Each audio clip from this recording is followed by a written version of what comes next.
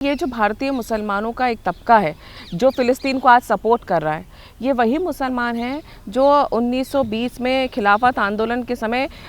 खलीफा तुर्की के खलीफा के लिए मोपला जैसा नरसंहार कर देते हैं हिंदुओं के साथ, जिसमें ना हिंदुओं का कोई लेना देना था, ना यहाँ के मुसलमानों को उससे कोई फ़ायदा होना था। वही चीज़ हम आज इतने सालों बाद भी देखते हैं कि जिस फ़िलिस्तीन से भारतीय मुसलमान का कोई लेना देना नहीं है,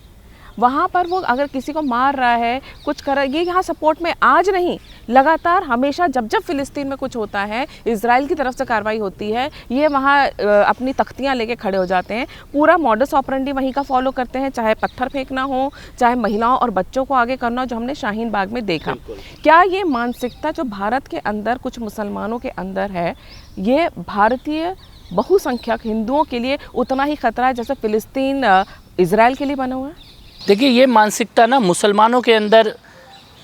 से ज़्यादा कांग्रेसी और लेफ़्ट इकोसिस्टम के अंदर है,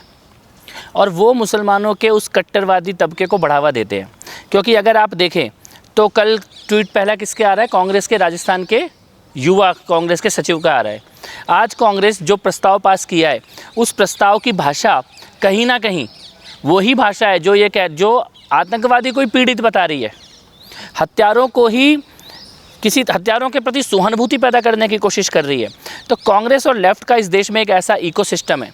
जो जिहादी आतंकवाद का कवर बन के, ढाल बन के खड़ा होता है, और उसी ढाल के पीछे जो भी छोटा मोटा जिहादी तबका है, वो उस ढाल की आड़ लेकर इस देश में और दुनिया में कहीं भी अपनी कार्रवाई करता है। और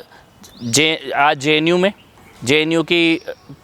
पहले जो अध्यक्षा रही है, उनका बयान अगर आप देखें, इसके आयशी घोष का बयान अगर आप देखें, जामिया का, आयशा का स्टेटमेंट आप देखें, AMU का, तो ये सब लोग कौन है? यही सब लोग अफजल गुरु के भी साथ खड़े थे, यही सब लोग बुरहान वानी के भी साथ खड़े थे, यही सब लोग दिल्ली दंगे में उमर खालिद और ताहिर हुसैन के भी साथ खड़े थे। तो यानी कि ये तो जिहाद का एक ढाल बन के खड़े हैं, ग्लोबल इस्लामिक जिहाद का। और इसके पीछे जो बैकबोन है वो कांग्रेसी इकोसिस्टम की बैकबोन है। इसीलिए आज उनको सहारा देने के लिए शाम होते होते कांग्रेस के CWC का प्रस्ताव भी आ गया, जबकि आज इस प्रस्ताव की, इस भाषा की कोई आवश्यकता नहीं थी। पर भारत में रहने वाले सभी राष्ट्रवादियों को, इस देश से प्यार करने वाले सभी नागरिकों को ये पहचान करनी ज़रूरी है कि दुश्मन कौन है, शत्रु कौन है। अगर इजराइल में जिस सोच के कारण हत्याएँ हो रही हैं, उसी सोच से भारत भी लड़ रहा है लगभग 1500 साल से, लेकिन इसका समर्थन करने वाले इस देश के अंदर जो लोग बैठे हैं, ये वहाँ के हमास के आतंकवादियों से भी ज़्यादा खतरनाक लोग हैं।